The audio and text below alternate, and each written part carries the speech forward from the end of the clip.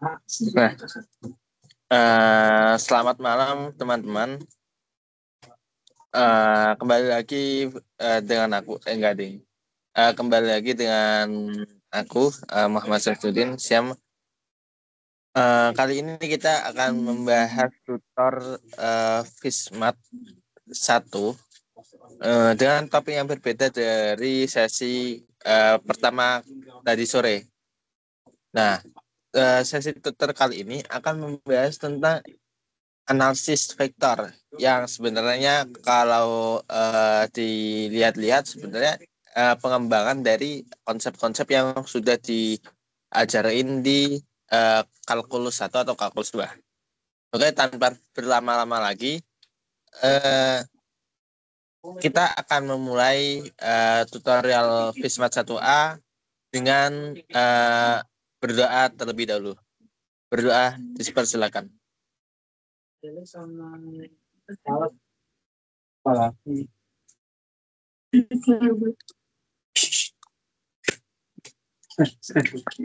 Berdoa dicukupkan dan dilanjutkan di lain waktu. Oke, untuk sesi tutorial kali ini akan saya cerahkan ke Hairil. Silakan Hairil. Ya, bentar. Lagi setting.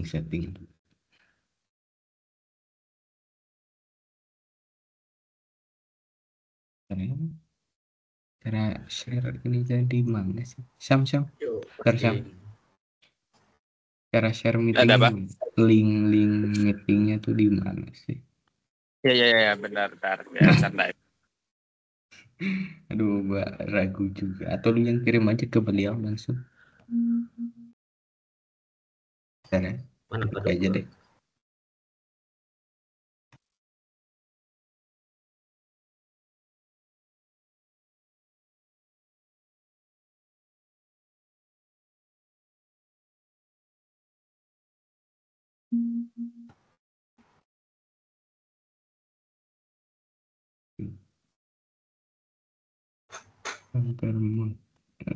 Screen.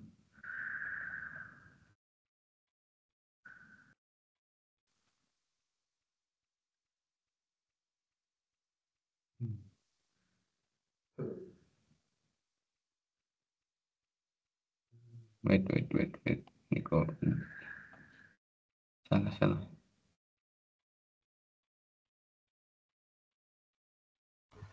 Kak Duko bukan ada di tim sini, tinggal masuk.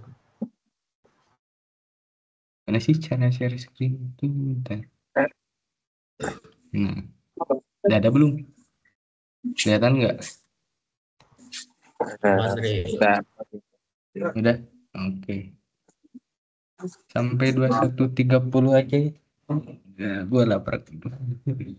Ya udahlah. Oh iya, di record ya. Sorry. Oke. Nah, udah kelihatan. Ya, udah? Oke. Bismillahirrahmanirrahim.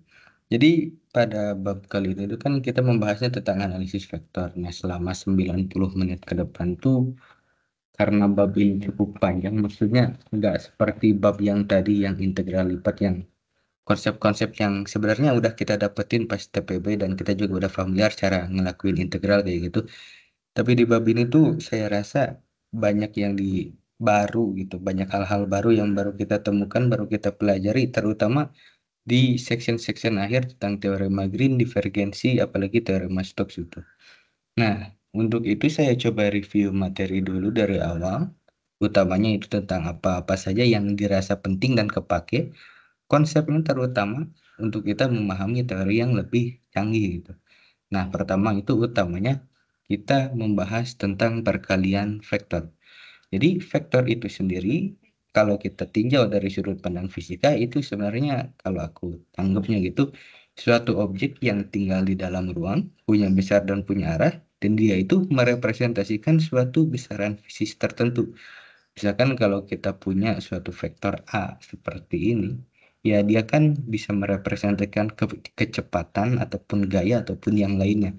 Nah, ini tuh ya seperti ini gitu, vektor yang cara berpikir yang kita punya di fisika gitu. Dan kemudian tentang perkalian vektor itu tidak sesederhana perkalian yang biasa karena ada aspek geometrisnya. Nah, soalnya kan notion atau kalau kita bertanya bagaimana cara mengalihkan vektor itu kan sesuatu yang aneh gitu. Soalnya kita itu udah terbiasa kalau perkalian itu kan dua angka ya tinggal dikalikan aja seperti biasa. Tapi ketika kita punya suatu objek matematis yang baru seperti vektor ini, cara mengalihkannya juga, definisinya juga menyesuaikan yaitu berbeda. Nah, pertama kita punya dot product. Secara definisi sederhana, dituliskan A dot B seperti ini. Dengan cara menghitung itu tiap komponen dari A, misalkan dalam arah X dikalikan dengan komponen dari B dengan maksudnya di sumbu yang sama gitu. AY dengan BY ditambah AZ dengan BZ. Nah, nanti hasilnya itu akan berupa sebuah skalar ataupun hanya sebuah angka biasa saja. Nah, tapi yang penting untuk kita tinjau saat ini tuh sebenarnya apa yang dot product ini coba representasikan.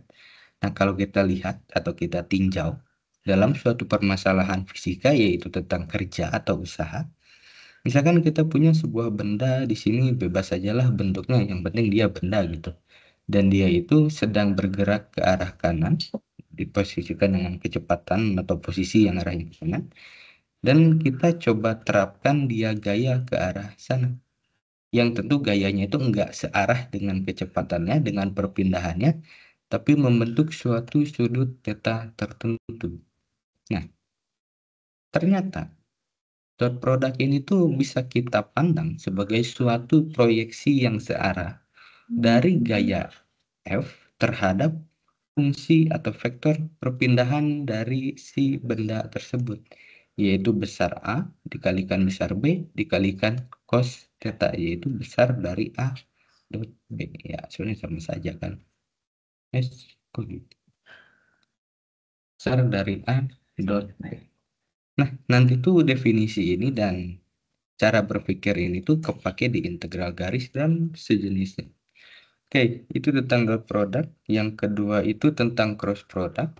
Itu sederhananya kita mengalihkan dua buah vektor yang hasilnya nanti juga akan menghasilkan sebuah vektor.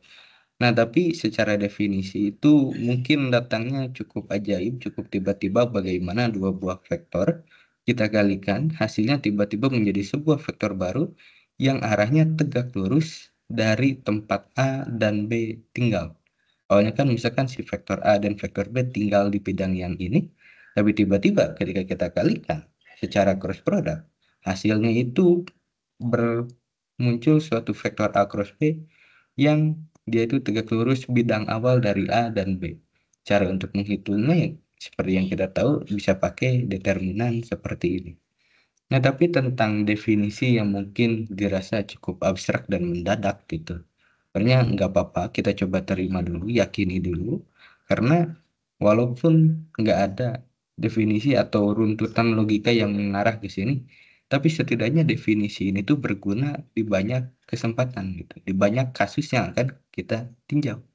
Nah, salah satunya adalah ketika kita ingin menggambarkan suatu rotasi, gerak rotasi ataupun gerak melingkar atau apapun yang berkaitan dengan perputaran, kita bisa gunakan cross product ini untuk merepresentasikan apa-apa saja yang perlu kita ketahui dari sebuah rotasi.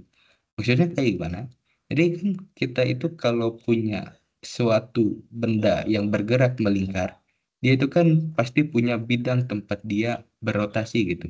Misalkan yang pertama di bidang XY seperti ini, ataupun dia di bidang yang sedikit bengkok atau melengkung ya gitulah miring seperti itu, ataupun dia bisa di bidang yang kotak seperti ini, di bidang Z Y lah gitu maksudnya, ini X ini rada miring gitu. Nah, bagaimana kita bisa secara matematis merepresentasikan tiap orientasi bidang yang berbeda ini?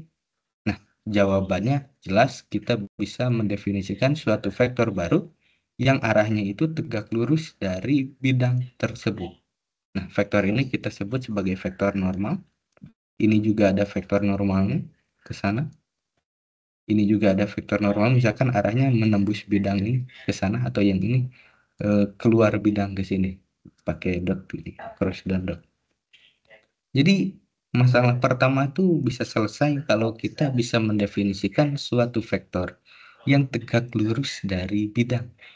Kemudian kalau kita meninjau tentang rotasi, itu kan jelas rotasi kan bisa arah jarum jam atau berlawanan arah jarum jam. Nah, cara kita mendefinisikan atau membedakan kedua buah jenis ini tuh ya kita menggunakan yang namanya aturan tangan kanan atau aturan sekrup atau apapun itu yang ya yang itu. Aturan tangan kanan tahu lah ya. Misalkan ini A, ini B. Tadi kan dari A ke B kan arahnya ke sana, berlawanan arah jarum jam, dan kalau kita gunakan tangan kanan ya arahnya tuh nanti kelihatan lah, tahu nanti arah si A cross B-nya bakal kemana. Jadi arah rotasi itu bisa kita representasikan dengan sebuah vektor juga. Misalkan kalau yang ini di bidang yang ininya ke bawah, maka nanti itu rotasinya akan berlawanan arah misalkan ke sana. Gitu. Kemudian besar dan kecepatan atau kecepatan dari rotasi itu bisa kita representasikan juga lewat sebuah vektor, ya lewat vektor ini yang tegak lurus bidang, yang arahnya tuh menunjukkan orientasi si bidangnya. Kemudian besar dari si vektor N ini akan merepresentasikan besar dari rotasi si benda. Yaitu 3 kata kunci yang kalau kita pahami benar-benar tentang cross product ini dapat apa ya? Dapat diterima, nanti konsep-konsep fisik itu lebih gampang dipahami ya kalau buat saya gitu ya. Oke. Ya mungkin gitu dulu untuk perkalian vektor, perkalian 2 vektor. Nah, lebih lanjut lagi kalau kita punya 3 vektor, bagaimana cara mengalikannya gitu kan. Yang pertama itu kalau di BOAS ada yang disebut triple scalar product. Yang sederhananya itu ya dot product, tapi satunya lagi merupakan cross product dari 2 buah vektor. Nah, nantinya si perkalian skalar lipat 3 ini tuh nanti akan merepresentasikan sebuah volume dari kubus atau kotak yang bentuknya miring-miring kayak gini. Nah, bagaimana bisa seperti itu ya? Sebenarnya nggak terlalu sulit untuk kita lihat. Pertama lihat bahwa kita tinjau dari B cross C yang ini dulu. Bahwa kalau vektor B-nya ke sana, vektor C-nya ke sana, jelas B cross C itu tegak lurus. Yang bisa kita anggap ya ke atas lah, ke arah Z ke sana gitu. Oke? Maka kalau kita tinjau seperti ini, dan kita lihat hanya B dan C-nya saja, B cross C itu akan sama dengan luas area permukaan dari jajar genjang yang ini. Itu luas jajar genjang kan A, alasnya, dikalikan tingginya. Alasnya adalah B, dan tingginya adalah C sin theta yang sama dengan definisi dari cross product. Sama dengan besar dari A, ya, kocek, BC harus. Ya itu B cross C. Kita bisa cara B cross C. Nah, ini dia. Terus kalau kita punya luas area yang ini, untuk menentukan volume yang ini ya kita tinggal melihat ketinggian dari si volume balok ini. Ya, untuk melihat volume balok ya kita tinggal proyeksikan si vektor A ini ke arah Z ke sana. Kalau kita punya sudut theta di sini ya jelas dari definisi yang tadi kita tuh bisa langsung menggunakan dot product. Maka didapatlah bahwa volume yang ini tuh akan sama dengan si A didot dengan B cross C. Nah, ini tuh menariknya karena ini tuh merepresentasikan sebuah volume. Kita bisa menggunakan ini untuk membuktikan matriks Jacobian yang ada di bab sebelumnya, di bab apa namanya itu integral lipat kan ada bab Jacobian untuk mengubah variabel. Nah, untuk membuktikan kenapa Jacobiannya seperti itu ya kita pakai A dot B cross C yang ini. Atau kalau mau pakai komponen perkaliannya seperti ini. Ya ini cuma untuk tahu aja sih, soalnya mungkin apa yang kalian dapatkan nggak terlalu kepake secara perhitungan, tapi mungkin cara pikirnya berguna ya. Oke, kemudian ada triple scalar product. Ini tuh ya A di-crosskan dengan B cross C. Crossnya 2 kali. Nah, mungkin dari sini tuh lebih ke tinjauan geometrisnya aja ya, supaya kita lebih familiar tentang apa yang dimaksud dengan dot product dan cross product gitu. Pertama kita tinjau dulu dari B cross C yang ini. Tetap kalau B cross C-nya B dan C-nya seperti ini, B cross C ke atas dengan tegak lurus. Oke, kita dapat seperti itu, tegak lurus dari bidangnya sendiri. Nah, kemudian kalau kita tambahkan suatu vektor A yang kita crosskan dengan vektor B cross C yang ini, apa yang terjadi? Maka vektor hasilnya, yaitu vektor triple product ini tuh harus tegak lurus dengan si B cross C. Artinya kan B cross C itu tegak lurus dengan C dan B. Maka tegak lurus dari tegak lurusnya kan sejajar gitu maksudnya. Bayang nggak? Jadi hasil dari cross product antara A dengan B cross C itu nantinya akan tinggal di bidang yang sama dengan B dan C. Gitu teman-teman. Jadi kan misalkan kita punya vektornya seperti ini, kita bisa definisikan bidangnya seperti ini. Nah, maka bidang ini tuh dengan bidang X, Y di tempat B dan C tinggal itu tuh tegak lurus.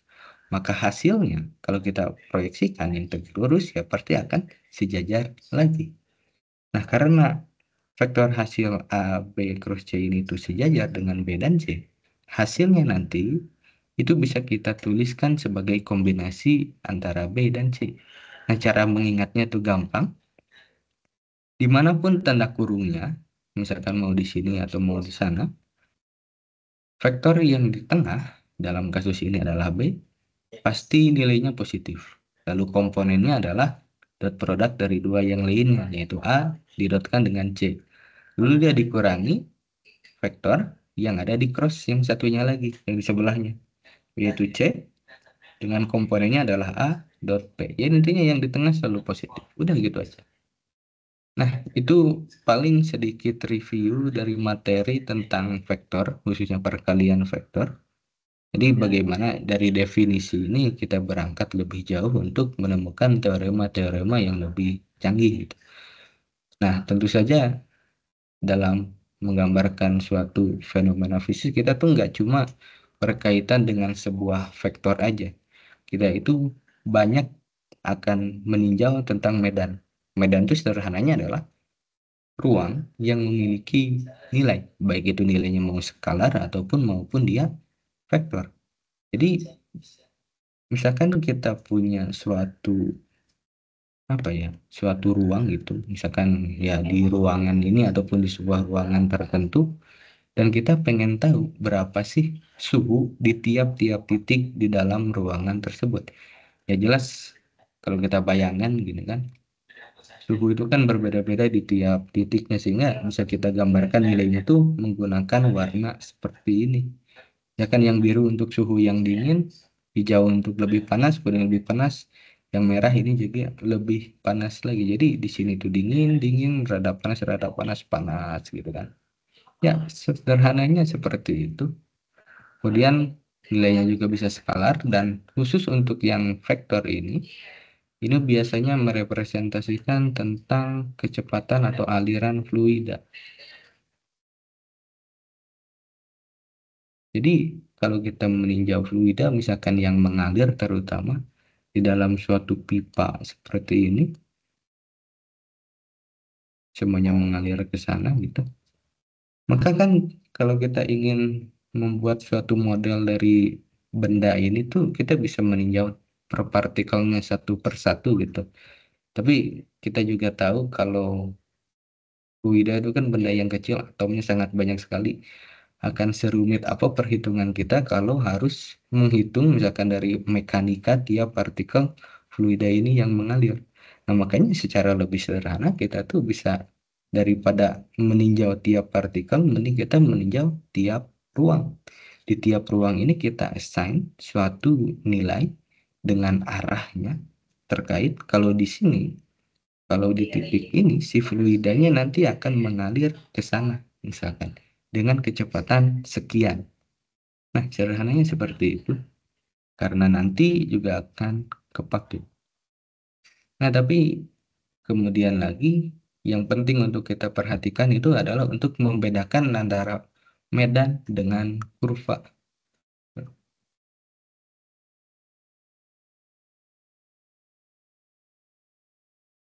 Nah, medan itu kan seperti yang aku bilang tadi itu dia terdefinisi di seluruh ruang. Berarti di tiap ruang yang kita tinjau ada medan di sana dengan nilai atau arah tertentu. Tapi kurva itu merupakan suatu irisan atau suatu kasus tertentu dari sebuah medan. Misalkan kita punya suatu fungsi suhu, temperatur sama dengan X kuadrat plus Y kuadrat. Maka dia itu kan sebenarnya bukan fungsi yang dapat kita gambarkan dalam bidang X dan Y. Karena ada X di sini, ada Y di sini, dan si T ini tuh nanti kita nggak bisa tuliskan secara eksplisit. Kita nggak bisa grafikan secara langsung dalam bidang X dan Y. Nah, makanya untuk biasanya gitu kan, untuk merepresentasikan, menggambarkan nilainya, kita tuh pakai warna. Misalkan biru untuk yang kecil, lalu hijau, lalu merah gitu. Nah, kalau fungsinya seperti ini, kita bisa ambil beberapa nilai. Misalkan T sama dengan 10, T sama dengan 20, dan T sama dengan 30. Kan ini derajat Celcius gitu. Jadi kita bisa lihat di kurva mana sih suhunya itu bernilai 10 derajat. Oke? Atau di kurva mana suhunya bernilai 20 derajat atau 30 derajat. Nah, karena bentuknya seperti ini, nanti itu ini akan menjadi X kuadrat plus Y kuadrat sama dengan 10, X kuadrat plus Y kuadrat sama dengan 20, X kuadrat plus Y kuadrat sama dengan 30. Jadi kini tuh bisa kita bilangnya medan tuh gak punya bentuk sama sekali, ya, paling cuma warnanya yang bisa kita lihat, tapi kita bisa definisikan suatu kurva di mana suhu di sini tuh semuanya sama. Di sini semua suhunya tuh sama, di sini juga suhunya sama, di sini juga semua suhunya sama. Kenapa? Karena medan di sana nilainya sama semua, dan itulah yang kita sebut sebagai kurva di sini. Oke. Nah, selanjutnya kalau kita punya medan, kita punya kurva, jelas kita pengen menentukan turunan, yaitu di arah mana sih suhunya berubah dan bagaimana cara kita menghitungnya. Oke, nah, karena teman-teman tuh bisa perhatikan dulu bahwa sebenarnya turunan di sini tuh nggak sesederhana yang kita tahu gitu. Karena apa? Kalau turunannya dari sini, misalkan dari titik ini, lalu kita berjalan ke atas ke sana, nilai turunannya pasti akan berbeda kalau kita mulai dari titik yang sama, tapi kita berjalannya misalkan ke arah sana. Jadi ada pengaruh atau faktor dari arah terhadap nilai turunan. Nah, maka dari itu kita bisa definisikan operasi baru dengan ini kita sebut sebagai operator del dari suatu medan skalar V yang nilainya adalah turunan terhadap X arah I, turunan terhadap Y arah J, turunan terhadap Z arah K. Dan ini semua kita sebut sebagai gradien dari V. Nah, seperti yang aku bilang tadi, nilai turunan itu bergantung pada arah geraknya. Maksimalnya di mana? Jelas maksimalnya itu ketika turunan yang kita tinjau itu searah dengan arah si gradien V ini. Tapi di mana arah gradien V itu? Ternyata gradien V itu arahnya tegak lurus dari kurva V sama dengan konstanta. Maksudnya tegak lurus ya berarti dia tuh ke sana, atau dia ke sana, atau dia ke sana. Yang penting tegak lurus. Lalu apa bedanya ke dalam dan keluar? Yaitu nanti lebih ke besarnya, yang kalau misalkan keluar dia itu positif maksimal, yaitu meningkat suhunya secara maksimal. Kalau vektornya ini mengarah ke dalam, suhunya itu berkurang secara maksimal di arah tersebut. Oke. Jadi turunan berarah itu sederhananya kita punya suatu medan skalar gradien seperti ini didotkan dengan arah yang kita ingin tinjau. Oke. Dan ini tentang operator del yang tadi. Oke, sebenarnya itu doang. Dari operator del ini sebenarnya kan cuma operator gitu. Dia nggak punya makna fisik apapun. Makanya dia harus dilekatkan pada suatu vektor tertentu atau fungsi atau medan yang lain. Makanya dapat kita definisikan divergensi dari V, suatu medan V, sama dengan del dot V, dan curl dari V itu del cross V ya. Ini paling kita cuma definisikan dulu untuk cara menghitung dan maksudnya ya nanti kita akan lihat sama-sama. Oke, itu tentang medan. Konsep penting yang harus kita pahami juga selain dari perkalian vektor, medan, sebenarnya udah semua prasyaratnya paling. Jadi bisa kita langsung maju ke latihan soal yang cukup banyak. Nah, di soal nomor 7 ini kita diminta untuk mencari arah dari garis normal terhadap permukaan yang ini di titik 1, 2, 1. Tuliskan juga tangent plane, yaitu bidang singgung, dan juga garis normal di titik tersebut. Oke, jadi kita punya suatu, langsung kerjakan saja, kita punya suatu bidang atau permukaan V sama dengan konstanta, yaitu 0, sama dengan X kuadrat Y ditambah Y kuadrat Z ditambah Z kuadrat X tambah 1 sama dengan 0. Jadi kan yang ingin kita hitung nantinya itu adalah garis normal dan juga bidang singgung. Nah, karena kita tahu si gradien V ini tegak lurus, maka jelas kalau tegak lurus seperti yang kita bilang tadi adalah garis normal. Maka normal kita dapatkan normal bidang V adalah del dari V atau gradien dari V, dan ini kita bisa hitung dengan d V do X tambah do V do Y tambah do V do Z. Nah, kita tinggal hitung dengan rumus V-nya seperti itu, maka turunan terhadap X-nya adalah yang kita dapatkan 2X Y tambah Z kuadrat. Ini ada I, ada J, ada K. Oke. Ini I, kita ditambah turunan parsial terhadap Y, hitung lagi X kuadrat. Nah, kayak gini. X kuadrat, ini 2YZ tambah 2YZ. Udah. Arah J ditambah turunan parsial terhadap Z dari bidang ini adalah Y kuadrat, kemudian 2Z X arah K. Ya, rumusnya kan rada ribet, bahkan gradiennya juga rada ribet, tapi karena kita dimintanya di titik 1, 2, min 1, ya tinggal substitusikan. 1, 2, min 1, maka gradien dari V ini akan sama dengan 2 kali 1 kali 2 itu 4, berarti dikurangi 1 berarti ditambah 1 arah I, kemudian ditambah 1 tambah 2 kali 2 kali 1 kurangi 4, ini arah K. Oke, tambah Y kuadrat 4 tambah 2 kali min 1 kali 1 arah K. Ini akan sama dengan 5I, kemudian dikurangi 3J ditambah 2K. Nah, ini adalah vektor normal dari permukaan yang ingin kita tinjau di titik 1, 2, 1, min 1. Maka untuk mencari persamaan bidang tangent bidang singgung,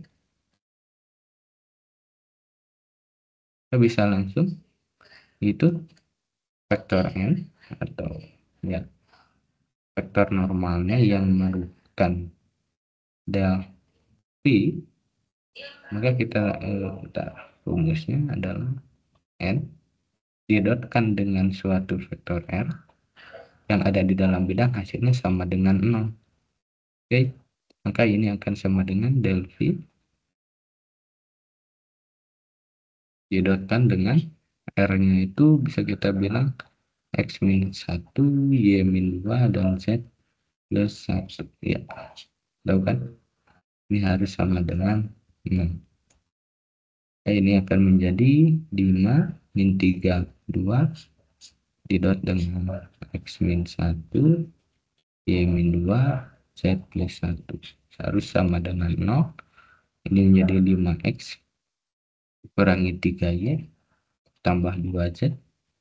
Dan konstantanya kita kalikan, minus 5 tambah 6 tambah 2 harus sama dengan 0. 5X min 3Y plus 2Z. Kemudian ini menjadi plus 3 ya, sama dengan minus 3. Nah, ini adalah bidang singgung dari si permukaan tersebut, dari medan tersebut di titik 1, 2, 1. Oke. Kemudian untuk mencari selanjutnya, kita disuruh untuk mencari garis normal. Oke, garis normal tuh kita bisa menggunakan persamaan X min X0 per ya arahnya Rx sama dengan Y min Y0 Ry sama dengan Z min Z0 R arah Z. Kita dapat X dikurangi titik yang ada di dalam bidang, yaitu 1, maka X kurang 1 dibagi arahnya, itu arah normal, yaitu 5 sama dengan Y dikurangi. Kita pakai titiknya titik yang ini karena dia udah pasti ada di dalam medan atau bidang yang ingin kita tinjau ya. Jadi Y min 2 dibagi minus 3 sama dengan Z. Z itu tadi ada di min 1, jadi Z tambah 1 dibagi apa tadi? Lupa lagi. Dibagi 2. Nah, ini dia garis yang kita punya, yaitu garis normal. Nah, gitu teman-teman. Kalau ada pertanyaan boleh langsung potong aja ya.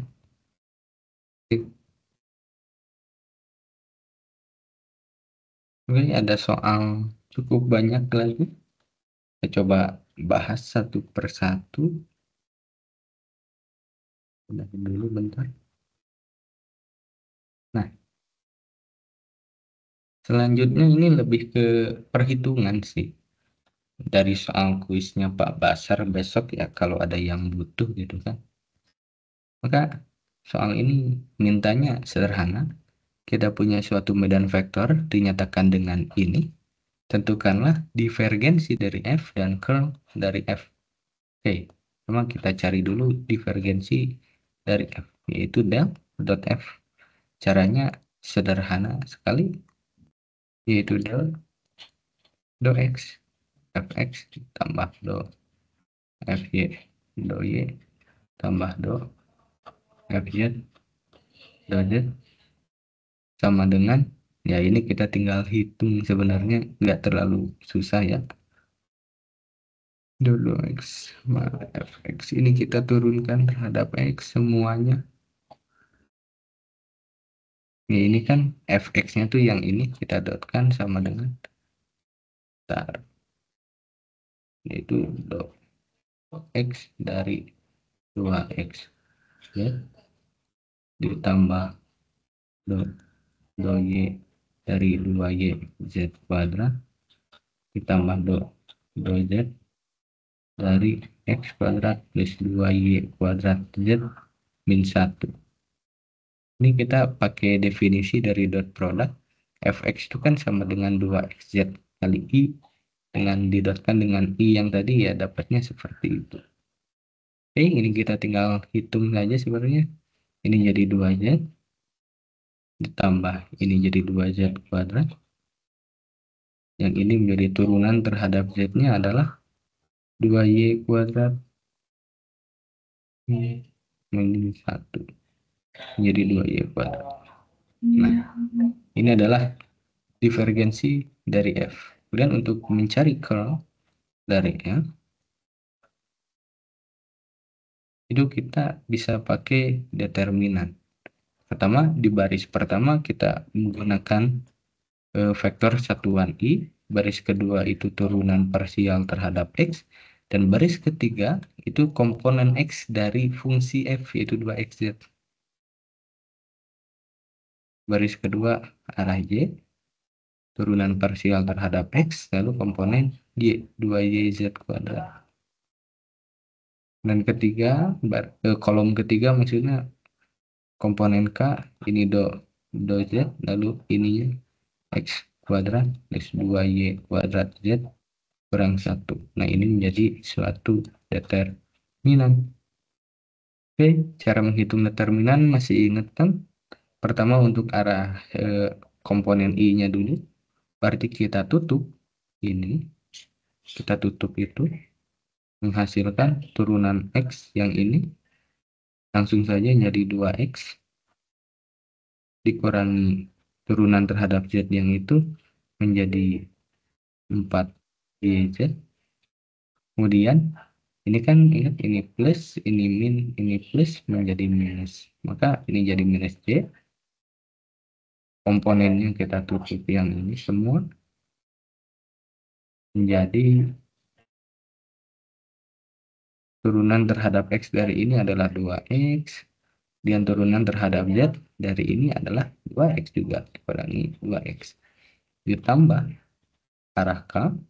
Kita tutup semua ini.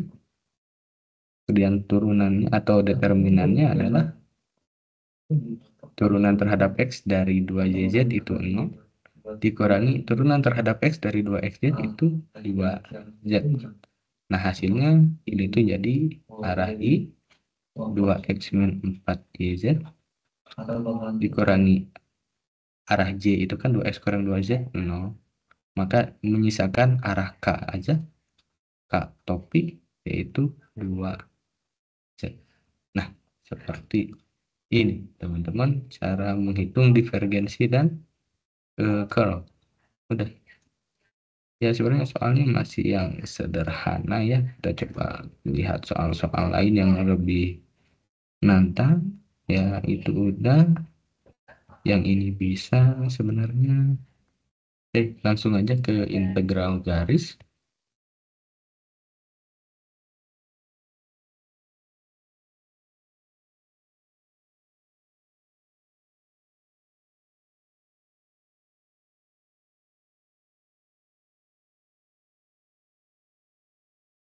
Kita mulai masuk ke integral garis. Jadi integral garis itu sederhananya ya kita tinjau lagi suatu medan vektor seperti ini dan kita ingin meninjau, misalkan kita punya suatu garis atau kurva seperti itu, sebenarnya medan yang kita punya itu seberapa align dengan kurva yang kita punya. Misalkan kalau medan atau kurva yang kita punya itu searah seperti ini, maka integral garisnya akan maksimal tentu saja. Tapi kalau misalkan hanya seperti ini, ya bebas sebenarnya, tapi intinya seperti itu. Oke. Dan dalam meninjau tentang integral garis ini tuh kita banyaknya menganggap apa-apa yang kita integralkan itu suatu usaha dari suatu gaya F tertentu. Oke.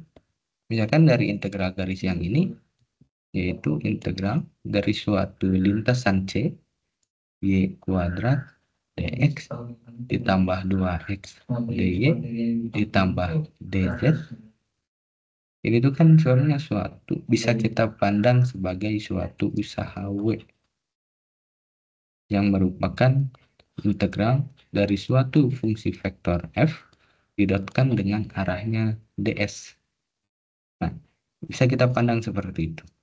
Oke.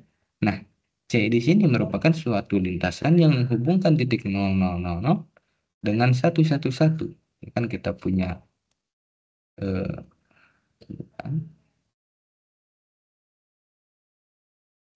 kayak gini kira-kira. Si lintasan C itu menghubungkan dari 0, 0, 0 di sini ke titik 1, 1, 1. Misalkan 1, 1 ke atas lagi 1. Nah, ini titik C misalkan. Oke. Nah, tapi untuk meninjau usaha tuh ada dua kemungkinan. Yang pertama tuh usahanya bergantung pada lintasan atau usahanya tidak bergantung pada lintasan. Nah, usaha yang bergantung pada lintasan itu disebutnya non-konservatif, gaya non-konservatif. Sementara kalau yang tidak bergantung lintasan itu disebutnya konservatif. Dengan syaratnya nanti yang harus dipenuhi akan saya jelaskan juga nanti. Oke. Nah, lintasannya itu awalnya kan dari 000 mau ke 111. Tapi pertama dia itu bergerak dari titik asal ke 110. Maksudnya ke sini, X, Y. Nah, dia berjalan lurus ke sana dengan suatu lintasan lurus atau ya, H, san, lurus misalkan ke sana. Nah, udah kelihatan lah. 1, ini 1, ini 1. Nah, ini juga 1. Nah, itu dia. 1, 1, 1, 1, 1. Jadi pertama dia tuh melewati lintasan ini yang kita sebut misalkan ya C1 aja lah ya. Maka W itu, W total, itu akan sama dengan ketika dia melewati C1 ditambah W ketika dia melewati C2. Oke. Nah, WC1 kita hitung dulu, yaitu integral dari C1 yang fungsinya masih sama sebenarnya. Y kuadrat dx tambah 2x dx dy ya, tambah dz. Nah, cuman kita perlu teliti karena di sepanjang garis ini dia itu suatu garis lurus. Karena garis lurus, maka X akan sama dengan Y. Ingat, garis lurusnya ada di bidang XY, maka X sama dengan Y, yaitu 1 dan 1. Sementara di Z-nya, dia itu tidak mengalami perubahan, yaitu Z-nya akan sama dengan 0. Dan ini akibatnya apa? DZ-nya juga akan sama dengan 0. Nah, ini tuh menarik, karena DZ di sini bisa kita hilangkan langsung, dan semua bentuk yang mengandung Z nanti akan sama dengan 0. Oke. Nah, ini bisa kita hitung langsung, yaitu integral dari C1 Y kuadrat kan X sama dengan Y, maka DX juga sama dengan DY. Nah, untuk menghitung integral garis itu tuh kita harus mengubahnya menjadi suatu persamaan satu variabel, entah X atau Y ya terserah saja. Karena kita di sini pakai X dulu, maka Y kuadrat akan jadi X kuadrat, DX tetap ditambah 2X-nya masih, dan DY-nya menjadi DX. Lalu batas integrasinya masih sama, yaitu dari 0 sampai 1. Ya kan? Dari 0 X di sana sampai 1 di sana. Oke, ini bisa kita hitung langsung, yaitu X kuadrat tambah 1/3 X pangkat 3 dievaluasi dari 0 sampai 1. Dan ini hasilnya adalah 5/3. Nah, tapi ini belum selesai. Kenapa? Karena yang baru kita hitung itu baru usaha ketika dia melewati garis yang pertama, WC1. Nah, WC2 itu kita harus hitung juga. Misalkan kita tulis di sini aja lah. WC2 sama dengan integral C2 dari fungsinya sama, tapi kita coba tinjau dulu apa sih yang bisa kita sederhanakan dari fungsi ini. Nah, lihat teman-teman, di C2 kan yang menghubungkan 110 ke 111. Lihat X dan Y-nya keduanya tidak berubah, X-nya konstan. Fx. Ya. F dot ds. Tapi di sini kita punya apa? X sama dengan Y sama dengan 1 konstan. Dan dx sama dengan dy karena konstanta kita turunkan hasilnya pasti akan sama dengan 0. Nah, ini tuh akan membantu perhitungan kita. Kita lihat saja nanti, kita lihat langsung aja. Bentuk integralnya kan Y kuadrat dx ditambah 2x dy ditambah dz. Nah, lihat. dx sama dengan dy sama dengan 0, maka ini sama dengan 0, suku ini juga sama dengan 0. Integral ini kemudian hanya bersisa integral dari batas integrasinya, yaitu z-nya 0 sampai 1 dari dz yang cuma z dari 0 sampai 1 sama dengan 1.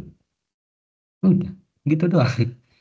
Makanya usaha atau integral garis dari fungsi tersebut adalah W total sama dengan W dari C1 ditambah W dari C2 sama dengan 1 ditambah 5/3. Ya, 3 kan. Ya. Hasilnya adalah 8/3. Udah. Seperti itu integral garis. Oke, lanjut. Nah, sama sih sebenarnya. Kita lanjut dulu ke topik yang lain. Kalau ada waktu nanti kita balik lagi ke sana ya.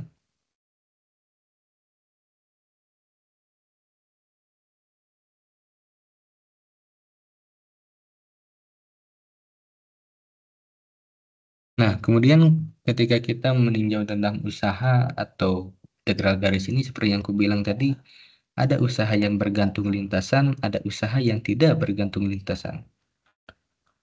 Usaha bergantung.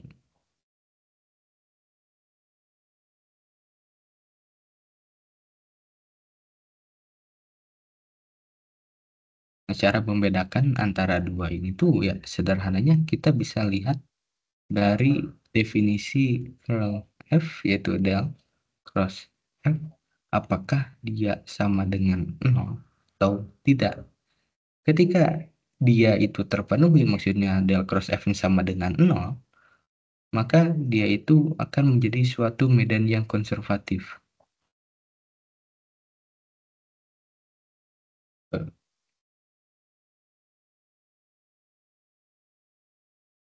Del cross F sama dengan 0, maka dia konservatif.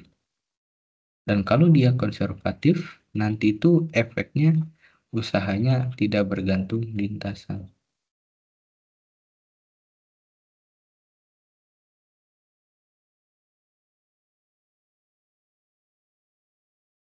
Dan sebaliknya berlaku. Maksudnya kalau del cross F-nya tidak sama dengan 0, maka usahanya bergantung pada lintasan. Nah, di sini tuh disebutkannya dia itu suatu medan yang konservatif. Tapi bagaimana kita tahu? Ya, kita coba cek dulu kan. Kita cukup skeptis apakah si F ini konservatif atau tidak. Maka kita cek apakah F konservatif. Caranya, ya kita tinggal lakukan operasi curl yang tadi.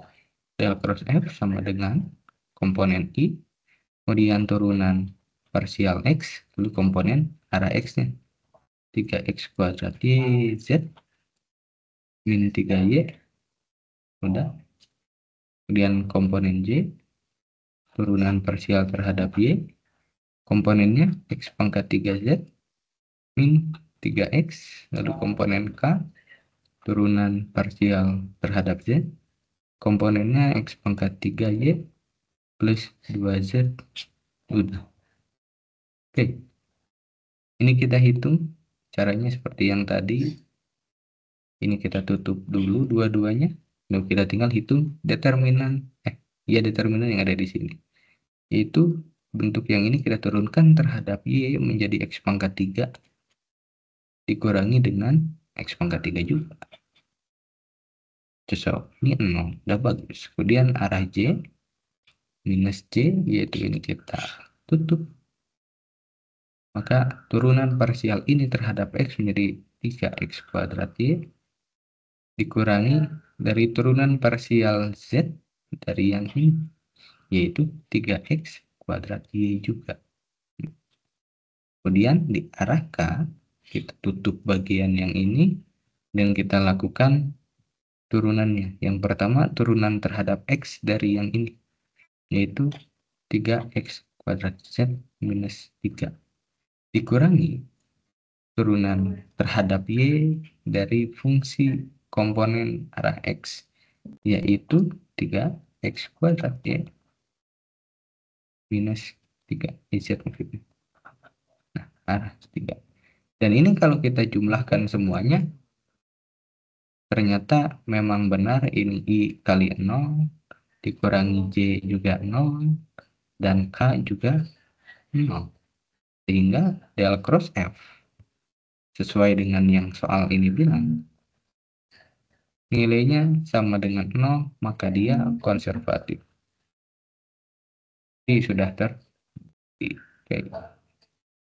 Nah, kemudian apa yang menjadi ciri khas suatu medan yang konservatif? Itu salah satunya adalah kita bisa tuliskan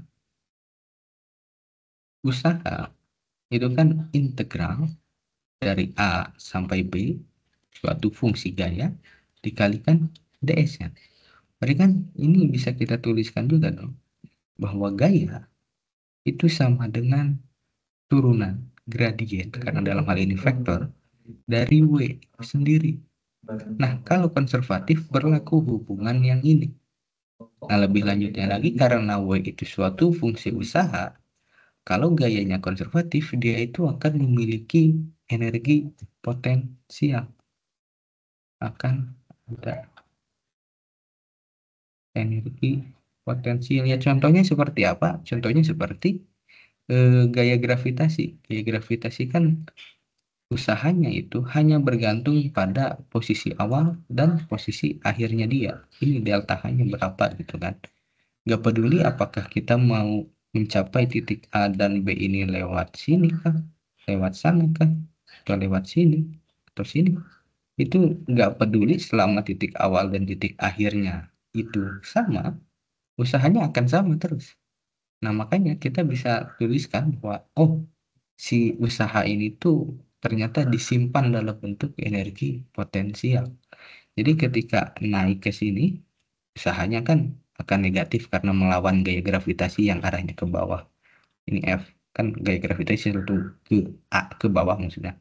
Tapi arah geraknya ke atas. Nah, karena ada perbedaan itu kita bisa bilang ada suatu fungsi EP, energi potensial, dalam ini simbolnya V, yang itu sama dengan minus dari W. Kalau energi potensialnya berkurang, ada usaha yang positif. Maksudnya benda jatuh gitu. Dari atas ini ke bawah kan energi potensialnya berkurang, tapi usahanya positif karena dia lebih cepat. Energi kinetiknya bertambah. Nah, kalau ada fungsi potensial seperti itu, bagaimana cara kita mencarinya? Ya udah, kita berangkat dari definisi bahwa F sama dengan, nah ini kita akan mencari F sama dengan del dari W, atau W sama dengan minus dari V. Kita cari W, yaitu integral F ds. Nah, kita meninjaunya tuh bukan dari mana ke mana, tapi dari suatu titik acuan, dari acuan 0,0, 0,0 ke referensi bebas kemana, makanya kita tuliskan dia X, Y, Z. Oke, makanya kalau kita punya seperti ini, kita bisa bagi tiap kasus. Pertama itu untuk mencari W, kita berangkat dari 0,0,0 ke X, 0,0. Kita berjalan sepanjang sumbu X dulu, teman-teman. Dan kalau fungsinya, aku cek lagi fungsinya apa. Oke. Nah, ini. Kalau fungsinya seperti ini, kita dapat apa? Kita dapatkan bahwa Y sama dengan Z sama dengan 0. Ada Y sama dengan DZ sama dengan 0 juga dong. Makanya kalau fungsinya itu kita lihat lagi, kita copy aja kalau bisa. Fungsinya seperti ini.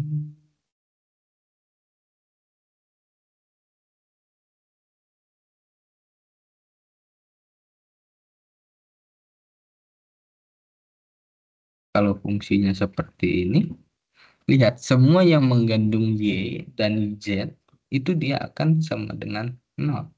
Lalu W-nya kan kita tulis dulu integralnya dengan integral dari 3x kuadrat dz min 3y arah dx tambah x pangkat 3z min 3x dy tambah x pangkat 3y plus 2z dz. Nah, semua yang mengandung y, yang mengandung z, lalu dy, lalu dz juga nanti akan sama dengan 0. Maka langsung aja ini ada dz semuanya 0. Ada dz semuanya 0. Ada y, ada z semuanya juga 0. Maka w di arah x, ya kita sebut aja wx, itu akan sama dengan 0. Itu kita dapat 1. Masih ada 2 sumbu yang lain. Kita berangkat lagi dari x00 berangkat ke x, y, 0.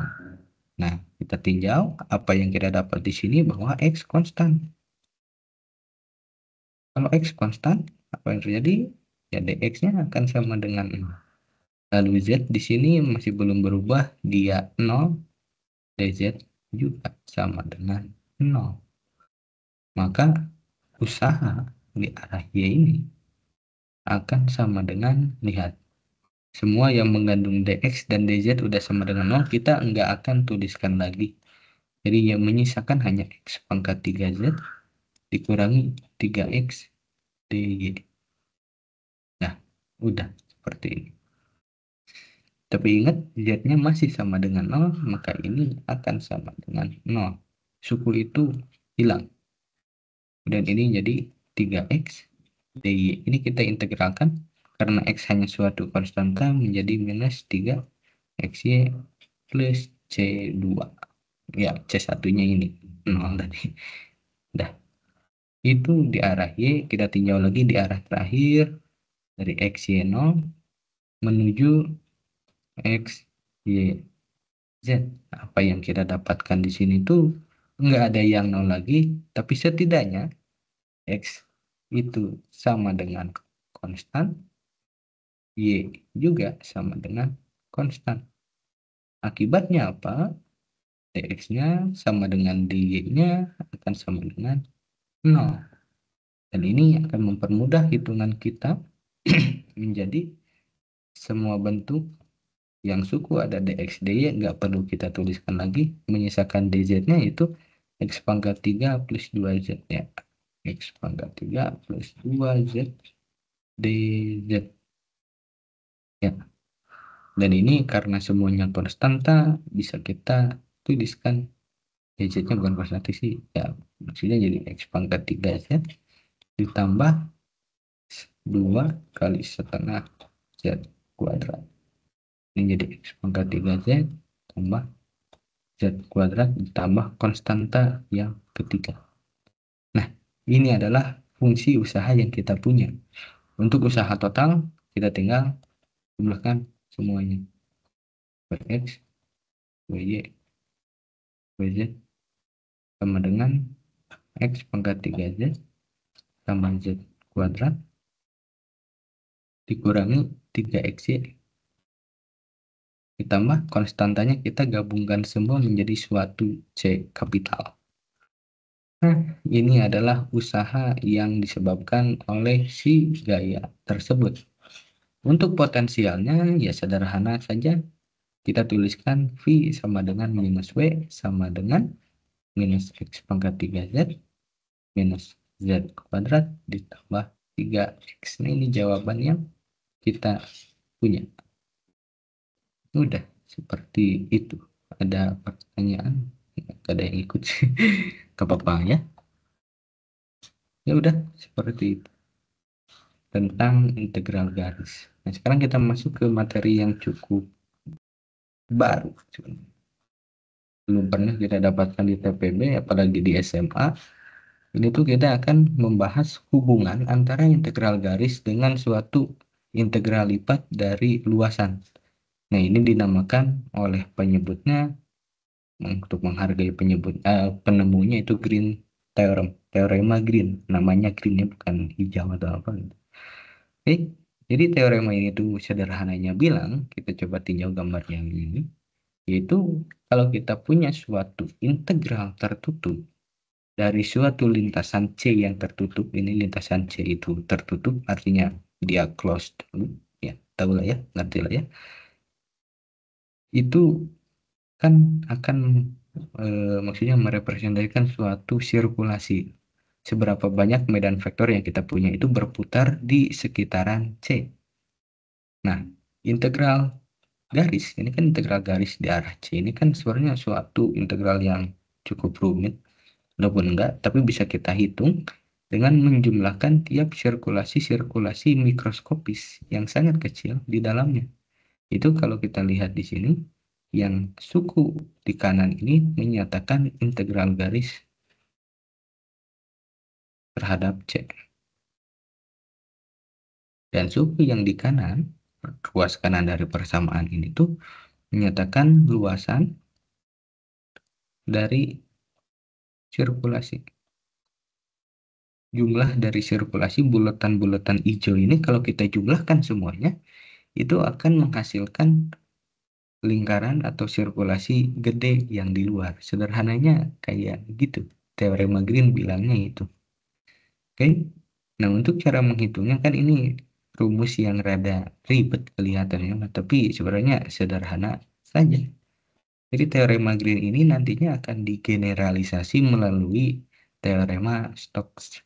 Nah, sederhananya kalau kita punya suatu lintasan, dan teorema Green ini BTW berlakunya cuma di 2 dimensi, maka kalau ini X dan Y, permukaannya itu harus tinggal di bidang XY. Nah, kita kan ingin menyatakan tentang luasan, tentang perputaran. Perputaran ini bisa kita tuliskan sebagai ini, integral garis, tapi bisa juga sebagai penjumlahan dari perputaran kecil-kecil yang ada di dalam sini. Nah, perputaran kecil yang ada di dalam situ tuh, kita bisa gunakan definisi dari curve sama dengan del cross F dari fungsi apapun yang kita punya nanti. Nah, ini tuh bukan sembarang dari del cross F, tapi hanya bagian del cross F yang sejajar dengan bidang, yaitu yang sejajar dengan normal. Ini kan ada normal, dan nanti ada dari si sirkulasi, ya. Yang ini tuh M dari normal bidang, yang ini tuh dari curl.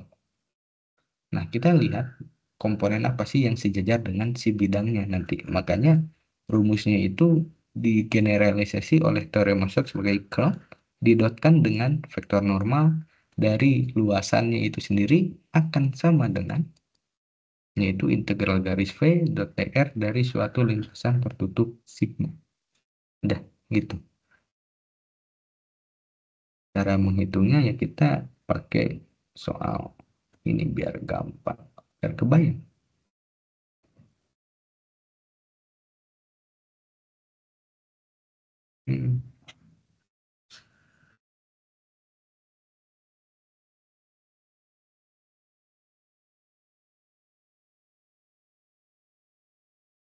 Nah, bentar, setting dulu.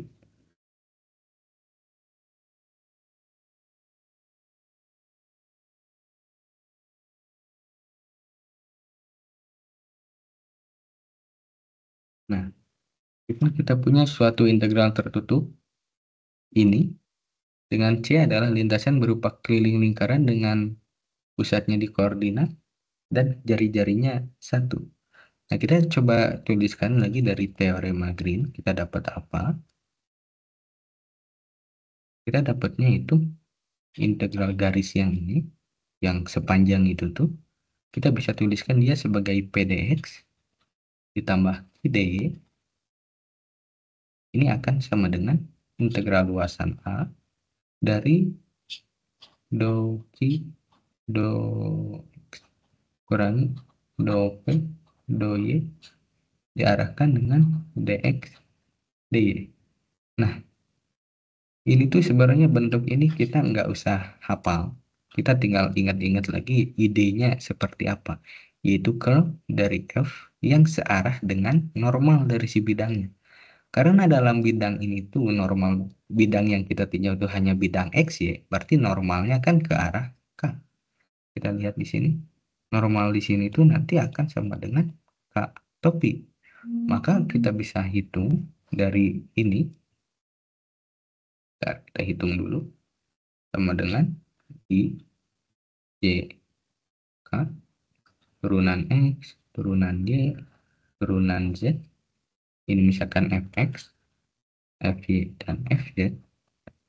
Yang sejajar arah K itu kan cuma komponen K topi ini doang. Maka kalau kita hitung komponen K topi itu apa? Yaitu ya ini kita tutup, kita hitung determinan dari yang ini. Yaitu do X dari Fy dikurangi do F, do Fx dari do Fx do Y. Nah, ini tuh bentuk ini sama dengan yang itu. Jadi teman-teman gak usah hafal, kalau lupa apa yang diturunkan dengan apa, ya balik lagi ke definisi dari curl F gitu. Oke. Nah, untuk P di sini apa, Q di sini apa, sederhananya segala sesuatu yang ada di depan DX itu P. P itu di depan DX.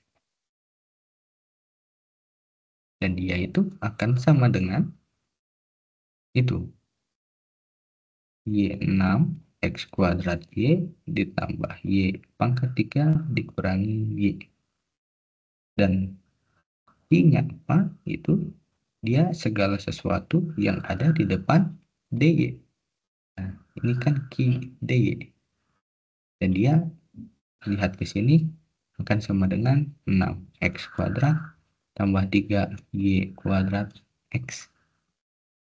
Nah, teorema Green ini menyatakan atau menghubungkan antara suatu integral garis dalam suatu lintasan tertutup C dengan suatu integral lipat 2 terhadap luasan A. Nah, kita bisa memilih untuk menghitung mana yang lebih mudah gitu. Kalau P, apakah lebih gampang menghitung integral garisnya atau lebih gampang menghitung luasannya gitu. Maka kita coba yang ini, ruas kanannya apakah lebih gampang atau enggak. Kan kita tinggal hitung dulu do Q do X nya berapa, do P do Y nya berapa. Oke, coba hitung. Do Q do X ini akan sama dengan 6X kuadrat. Bentar. Do Q do X nya 3 gak sih? Oh iya ini 3. Oh 6 sih, salah, sorry. 6 di sini. Ini 2X pangkat 3 ditambah 3Y kuadrat X. Maka do Q do X akan sama dengan 6X kuadrat tambah 3Y kuadrat.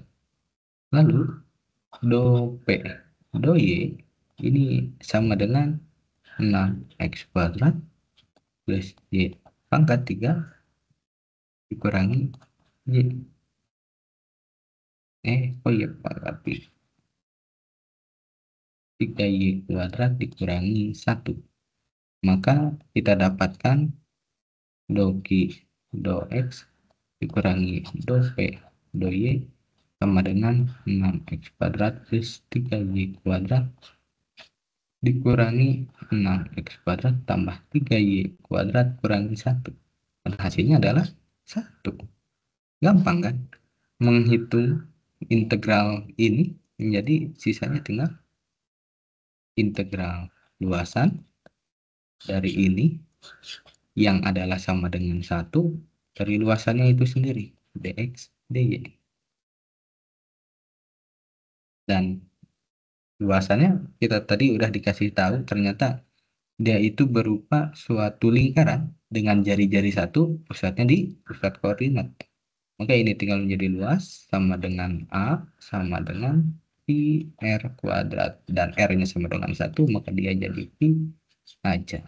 Udah seperti itu teorema Green. Oke, lanjut lagi tentang teorema Green. Itu lagi lah ya.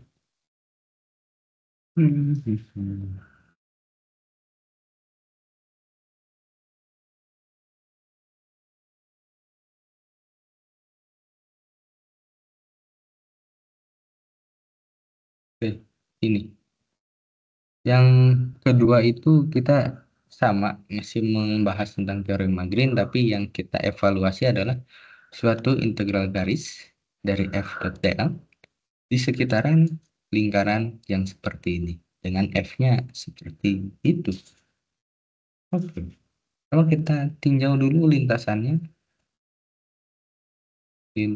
adalah x kuadrat plus y kuadrat plus 2x sama dengan 0. Ini kan bisa kita tuliskan sebagai x kuadrat plus 2x ditambah 1, tapi nanti kita kurangi 1 di sini gitu, biar hasilnya enggak berubah. Dan ini akan menjadi x plus 1 kuadrat, ini tetap jadi y kuadrat, ini akan sama dengan 1. Nah, ini tuh kalau teman-teman perhatikan adalah suatu lingkaran pusatnya di minus 1,0,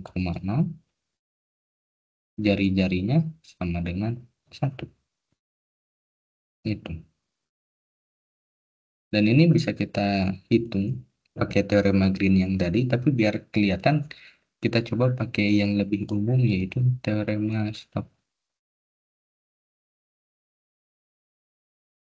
Stokes theorem yang menyatakan sama, yaitu integral garis tertutup suatu kurva tertutup dari f dot dl akan sama dengan integral luasan dari A. Nah, bedanya itu kita nggak langsung tuliskan komponen K, tapi kita secara umum tuliskan curl dari F, yaitu del cross F, didotkan dengan vektor normal dari luasan yang kita tinjau sigma. Nah, karena kita nggak mau menghitung integral garis yang ini, karena dimintanya juga tentang teorema Green, kita coba hitung curl dari F dulu, yaitu del cross F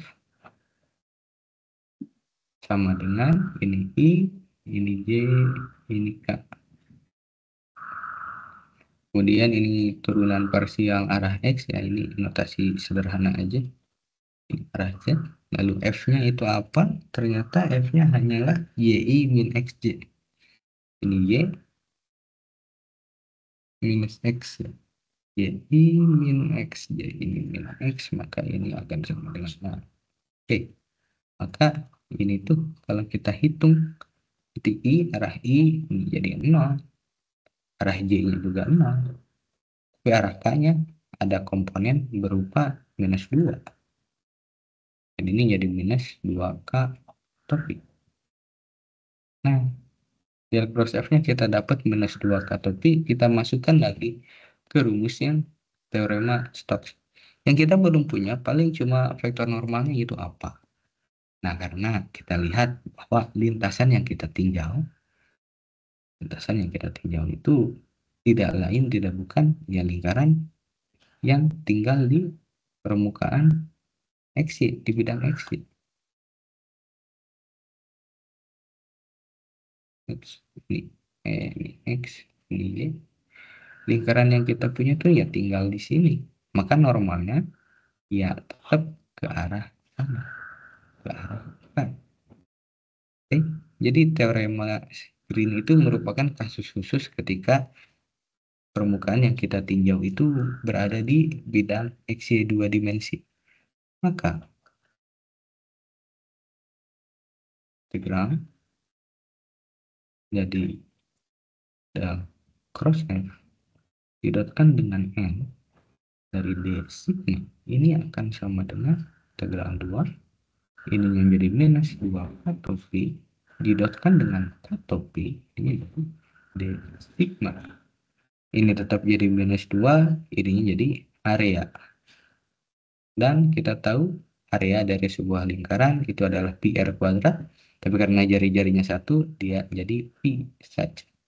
Nah, ini adalah integral yang kita punya hasil jawabannya. Jadi memang dengan teorema Green ini kita jadi lebih mempermudah dari banyak perhitungannya gitu. Dan ya begitu gitu. Memang itu tujuannya kan. Oke. Kalau ada waktu ya 12 menit lagi. Tapi pertama terakhir kita coba bahas dulu yang ini tentang teorema divergensi. Bentar ya.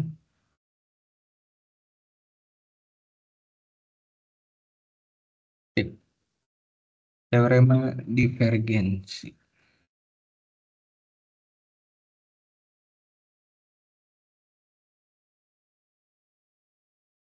Jadi teorema divergensi itu sebenarnya bilang apa? Jadi dalam suatu medan vektor yang warna kuning itu digambar ini, yang warna kuning, suatu medan vektor yang sembarang itu, kita ingin menghitung suatu outward flux, yaitu kecenderungan medan vektor ini untuk keluar dari suatu permukaan. Oke? Yaitu untuk keluar, misalkan ya kita punya suatu titik sumber di sini, apakah medan vektornya mengarah keluar ke sana atau si medan vektornya malah mengarah ke dalam. Nah, itu yang kita tinjau, dan ruas kiri yang ini tuh menyatakan itu sebenarnya. Jadi kalau kita punya medan vektor seperti ini, kita punya permukaan seperti itu, permukaannya kan pasti akan memiliki suatu garis normal, vektor normal yang ada di tiap titik dalam permukaan dia.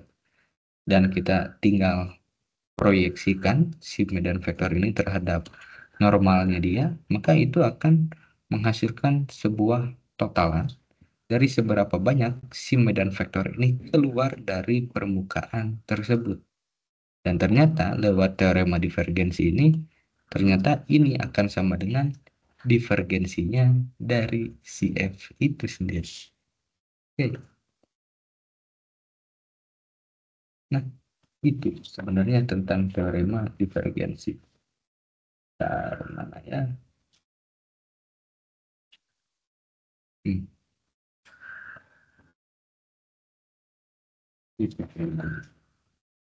Ya, soalnya pemahamannya cuma gitu doang, maka kita bisa langsung lanjut ke latihan soalnya.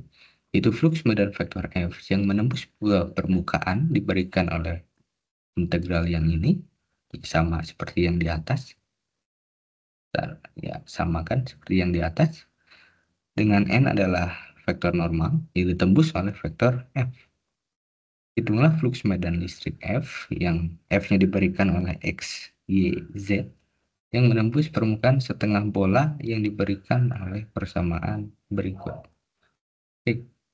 Maka kita nyatakan lagi dari teorema divergensi.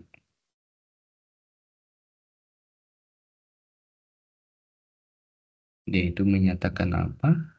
Itu integral lipat dari luasan F dot N dari luasannya itu sendiri kan sama dengan integral volume dari divergensinya. Nah, karena yang kita diminta itu flux itu sebenarnya yang ini flux nih. Tapi bisa jadi lebih gampang sebenarnya untuk menghitungnya ini. Ya, kita coba aja gitu kan.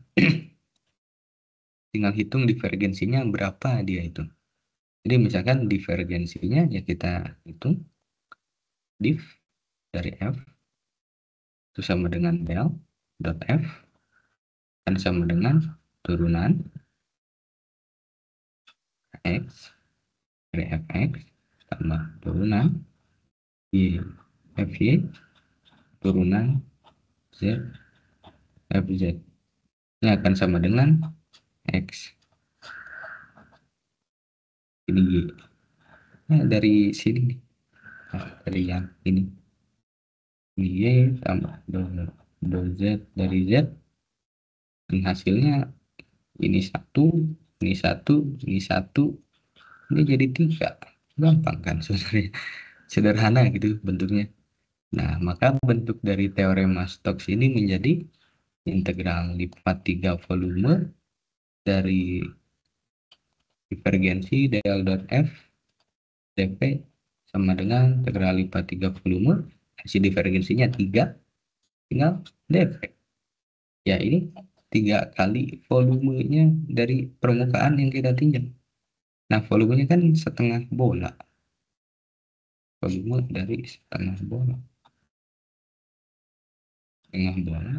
Dan jari-jarinya sama dengan 3. Yaitu 3 kali setengah dari bolanya, setengah kali volume bola, 4/3 pi R pangkat 3. 3 di sini coret, 2 di sini jadi 2, menjadi 2 pi kali 3/3, 27, sama dengan 54 pi.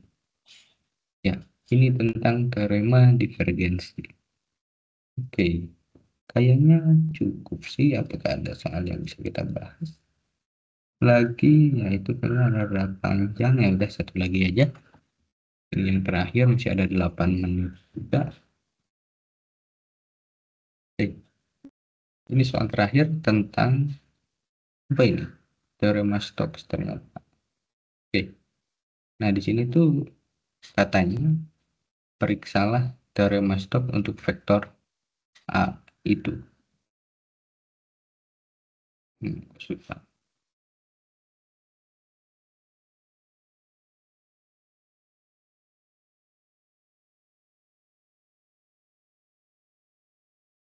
Nah, periksalah teorema Stokes untuk vektor A sama dengan itu dengan lintasan yang dilewati berbentuk setengah bola yang memenuhi persamaan tersebut. Oke. Ya, kita nyatakan lagi teorema Stokes itu apa?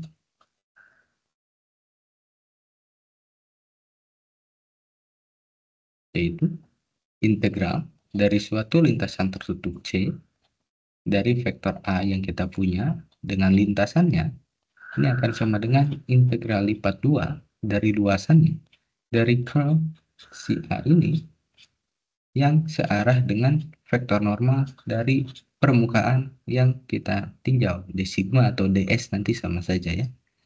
Oke, karena disuruh untuk memeriksa teorema Stokes, ya kita tinjau ruas kiri dan ruas kanan. Misalkan tinjau ruas kiri dulu. Tinjau ruas kiri. Dan ini tuh kan kita harus menghitungnya integral garis, yaitu integral dari suatu C A dot dl.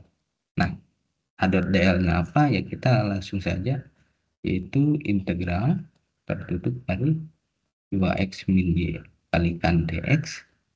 Dari sini ke sininya jadi dy, dz kuadrat dy ditambah dengan kurangi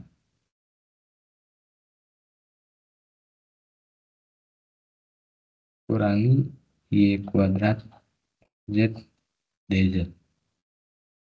Nah, ingat permukaan yang kita punya itu setengah bola. Ya, gambarnya rada susah sih. Tapi lintasan yang kita tinjau itu bukan di mananya, tapi di alasnya. Alasnya. Dengan C. Nah, ini C yang kita tinjau. Bukan di sininya, bukan di atasnya, tapi di alasnya. Kenapa? Karena kurva yang di bawah itu membatasi semua dari si bolanya, nggak akan lebih besar daripada itu kan si bolanya. Jadi yang membatasinya yang jelas adalah alasnya itu sendiri. Oke, nah kalau udah kayak gini, selanjutnya apa? Kita lihat, karena yang kita tinjau itu alasnya, tadi kan z-nya kan sama dengan 0. Dia nggak berubah di atas, nggak berubah di bawah, z-nya 0 gitu. Maka seluruh yang mengandung z akan sama dengan 0. Artinya apa? Tewas, ini juga tewas. Menyisakan integral dari C dari 2x min y dx. Nah, kelihatannya baik, tapi karena kita menghitung integral ini dari suatu lintasan berbentuk lingkaran, ya kita coba pakai polar. Dan di mana di polar ini berlaku x sama dengan cos cos t gitu, dan y sama dengan sin t. Ini berarti dx sama dengan min sin t dt, dan dy sama dengan cos t dt.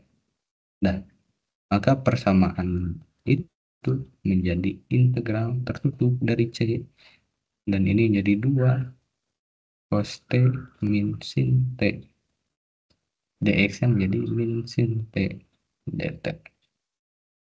Oke, nah ini akan sama dengan batasnya, ingat karena kita lingkaran itu 0 sampai 2 pi. Nah, itu kan satu lingkaran penuh. Ini kita kalikan dulu menjadi minus 2 sin T cos T dikurangi atau ditambah sin kuadrat T. Nah, ini semua dt. Nah udah, kita tinggal hitung integral yang rada menyulitkan ini. Kita tinjau dulu, ini pisah jadi 2 biar gampang. Kita tinjau satu-satu, yaitu integral dari minus 2 sin T cos T dt.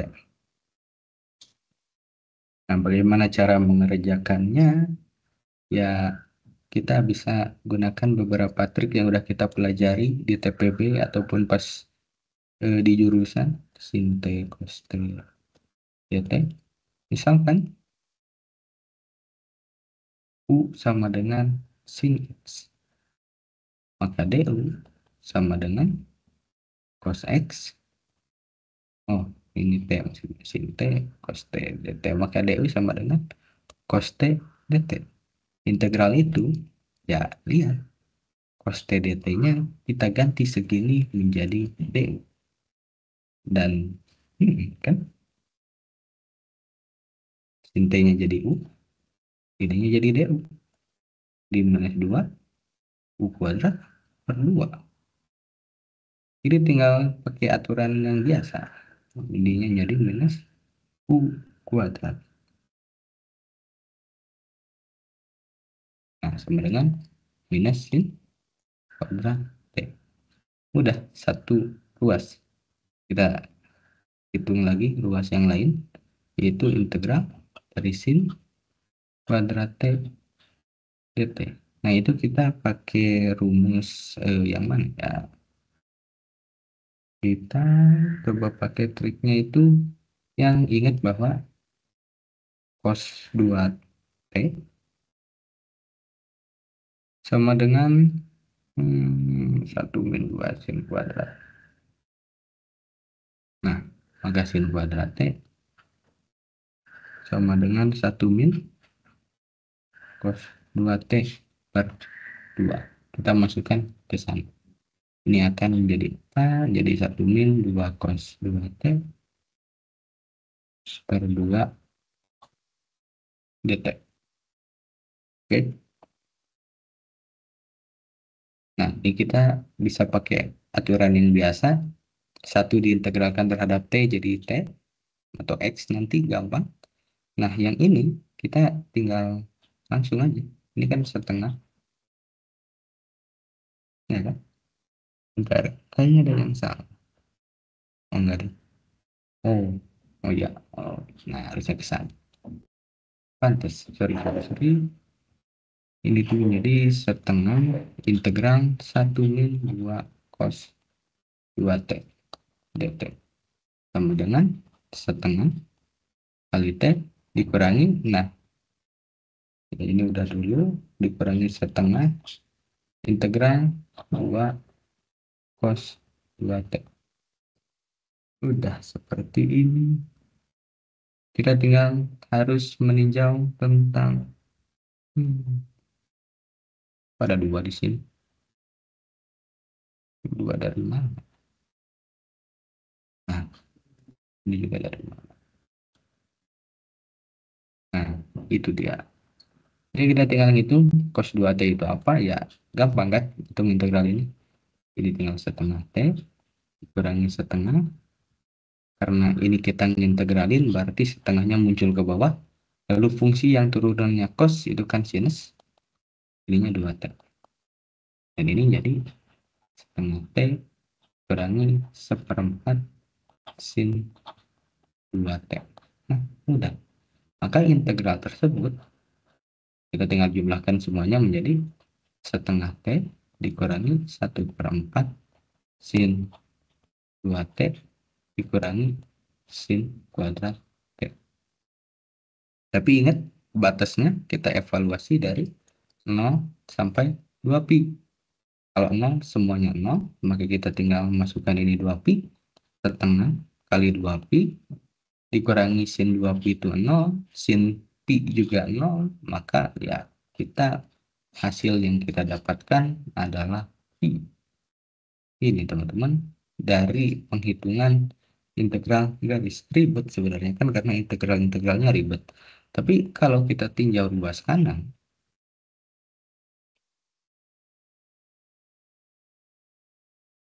ini kan akan menjadi suatu integral luasan dari curl terhadap A didotkan dengan vektor normalnya dari suatu luasan sigma yang kita tinjau. Nah, ini kan kita tinggal hitung dulu kan, kalau A itu berapa. Ini kan jadi I, biasa ini C, ini K, ini turunan terhadap X, turunan terhadap Y, turunan terhadap Z, dan komponennya dia, ini 2X min Y, ini min YZ kuadrat, ini min Y kuadrat Z.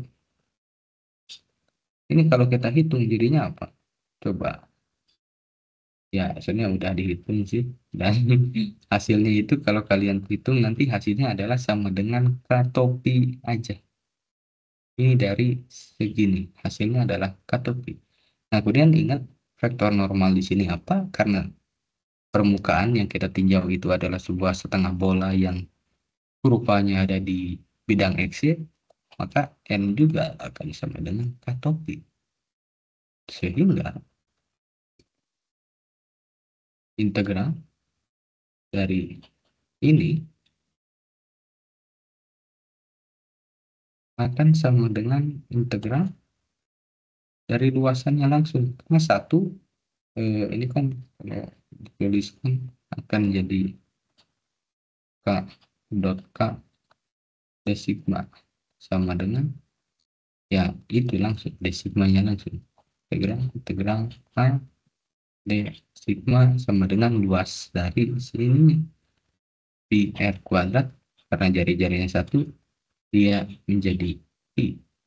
Nah, ini tuh apa maksudnya? Karena kita diminta untuk mengecek apakah teorema Stokes berlaku, ya ini kan sudah terbukti bahwa ruas kiri sama dengan ruas kanan, ya walaupun sebenarnya di matematika nggak boleh kayak gini, tapi ya begitu. Oke, itu paling semua untuk bab yang ini, kalkulus vektor, analisis vektor. Ada pertanyaan? Ya nggak ada sih, jadi selamat tinggal. Syam-syam. Udin.